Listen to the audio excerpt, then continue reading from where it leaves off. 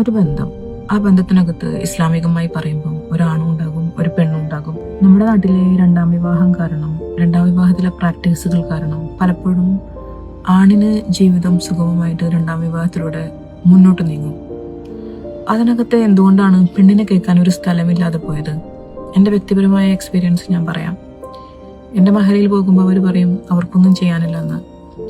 രണ്ടാമത് കല്യാണം കഴിച്ചിട്ടുള്ള ആ മഹലിൽ പോയാൽ പറയും ഇല്ല, അവർക്കും ഒന്നും ചെയ്യാനില്ല എന്ന് പറയും. അപ്പം വിവാഹം മഹല് വഴി നടത്തി കൊടുക്കേ എന്തുകൊണ്ടാണ് മഹലുകൾക്കൊന്നും റെസ്പോൺസിബിലിറ്റീസ് ഇല്ലാതെ പോകുന്നത്?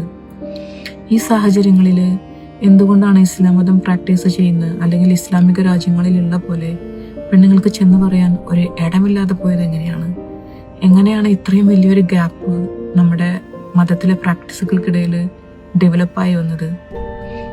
എന്തുകൊണ്ടാണ് നമ്മളെ പോലുള്ള പെണ്ണുങ്ങളും അതിലുള്ള കുട്ടികളും അബാൻഡൻഡ് ആയി പോയത്? അവരെ അവഗണിക്കപ്പെടുന്നത് എന്തുകൊണ്ടാണ്?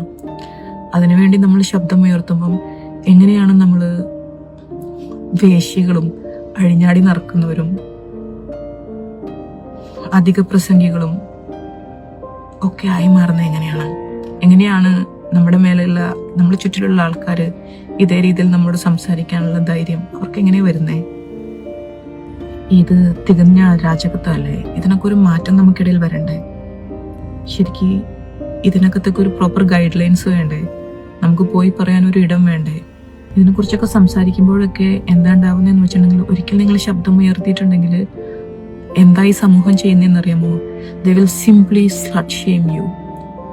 നീ അതാണ്, നീ ഇതാണ്, നീ അങ്ങനത്തെ പെണ്ണാണ്, നീ ഇങ്ങനത്തെ പെണ്ണാണ്, നിന്നെ ഒന്നിനും കൊള്ളാത്തത് കൊണ്ടാണ് നിന്നെ അവൻ ഇട്ടുപോയിരിക്കുന്നത് എന്നൊക്കെയാണ് നമുക്ക് കേൾക്കുന്ന immediate response. This is how the society treats U.